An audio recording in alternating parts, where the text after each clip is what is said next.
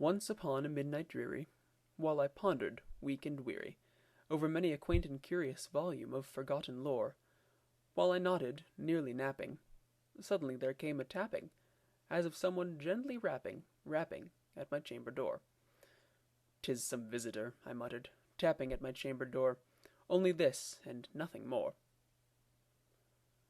Ah, distinctly I remember it was in the bleak December, and each separate dying ember wrought its ghost upon the floor.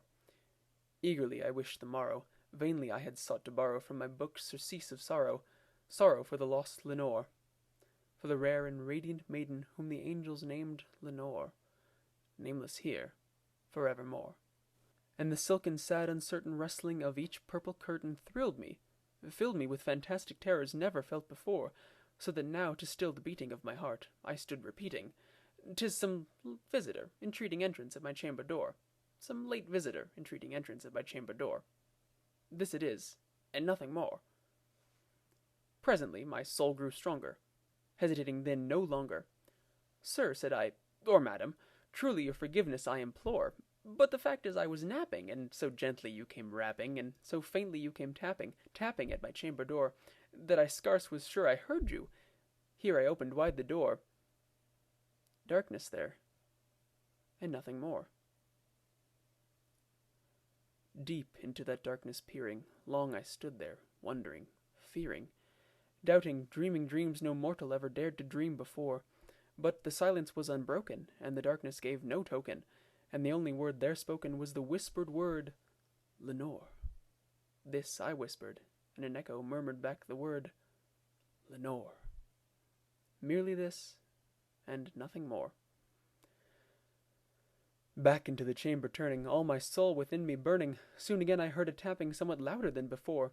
"Surely," said I, "surely that is something at my window lattice. Let me see, then, what thereat is, and this mystery explore.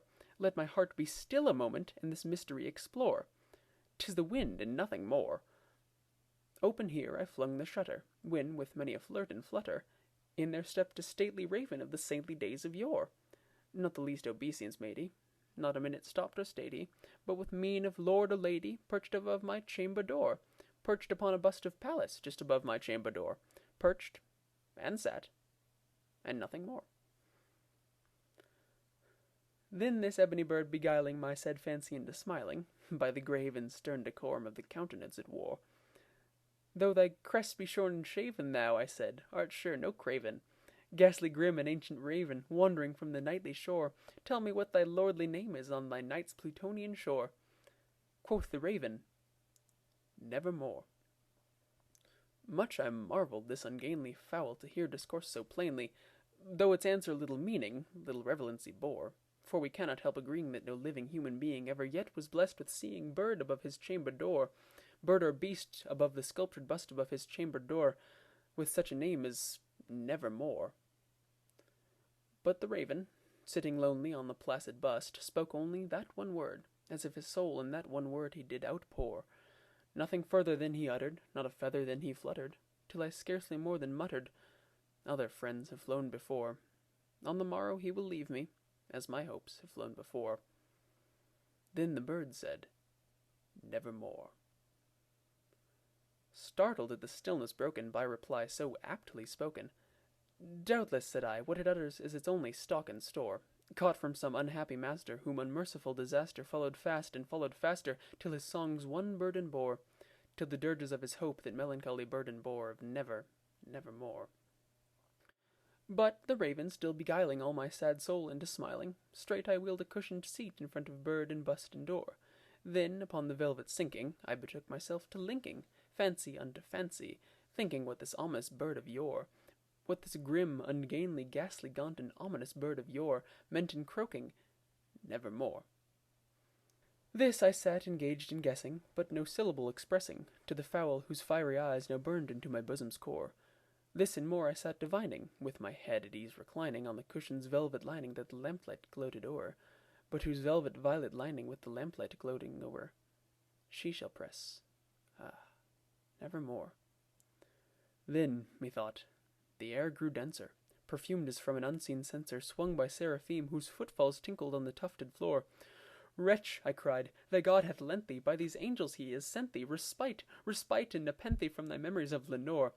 Quaff, oh quaff this kind nepenthe, and forget this lost Lenore. Quoth the raven, nevermore. Prophet, said I, thing of evil, prophet still, if bird or devil, whether tempter sent or whether tempest toss thee here ashore, desolate yet all undaunted, on this desert land enchanted, on this home by horror haunted, tell me truly, I implore, is there balm in Gilead? Tell me, I implore. Quoth the raven, nevermore. Prophet, said I, thing of evil, prophet still, if bird or devil, by that heaven that bends above us, by that God we both adore, tell this soul with sorrow laden, if, within the distant Aidenn, it shall clasp a sainted maiden whom the angels named Lenore, clasp a rare and radiant maiden whom the angels named Lenore. Quoth the raven, nevermore. Be that word our sign of parting, bird or fiend, I shrieked, upstarting. Get thee back into the tempest and the night's Plutonian shore. Leave no black plume as a token of that lie thy soul hath spoken. Leave my loneliness unbroken. Quit the bust above my door. Take thy beak from out my heart, and take thy form from off my door. Quoth the raven, nevermore. And the raven, never flitting, still is sitting on the pallid bust of Pallas, just above my chamber door. And his eyes have all the seeming of a demon's that is dreaming, and the lamplight o'er him streaming throws his shadow on the floor, and my soul from out that shadow that lies floating on the floor shall be lifted nevermore.